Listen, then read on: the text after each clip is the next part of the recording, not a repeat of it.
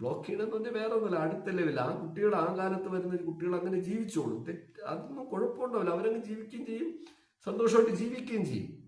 പക്ഷേ നിങ്ങളുടെ ലൈഫിൽ ഒരു പ്രൈവസി എന്ന് പറയുന്ന ഒരു ലോകമുണ്ട്. അത് നിങ്ങൾക്ക് എൻ്റെ അടുത്ത ഈ ജൻ കുട്ടികൾക്ക് മനസ്സിലാവുമെന്നാണ് ഞാൻ പറയുന്നത്. അതായത് നിങ്ങൾക്ക് പ്രൈവസി എന്നുണ്ട്, നിങ്ങൾ മനസ്സിന് സ്വസ്ഥമായിട്ട് ആരും നിങ്ങളെ ഉപദ്രവിക്കാതെ മൊബൈലുകളൊന്നും ഇല്ലാതെ ഒരു ലോകത്ത് നിങ്ങൾ ജീവിക്കാൻ ആഗ്രഹിക്കും. പക്ഷെ പറ്റൂല.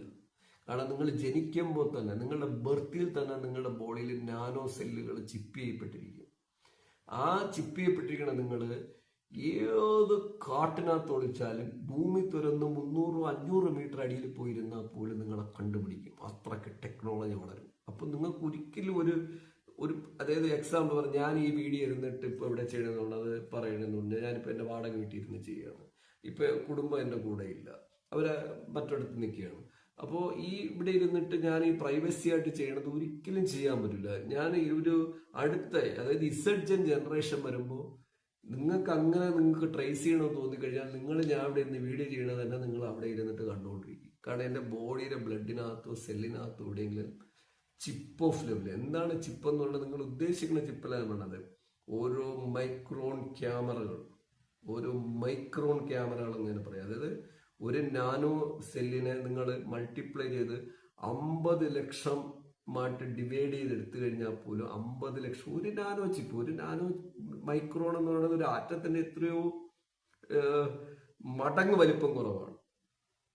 അതിനെ 1 ലക്ഷമായിട്ട് നിങ്ങൾ ഡിവൈഡ് ചെയ്ത് നോക്കൂ. അങ്ങനെയുള്ള മൈക്രോ ചിപ്പുകൾ നമ്മുടെ ബോഡിയിലോട്ട് അപ്ഡേറ്റ് ചെയ്ത് വിടുന്ന കാലമൊക്കെ ചിലപ്പോൾ വന്നേക്കും എന്നല്ല വരും.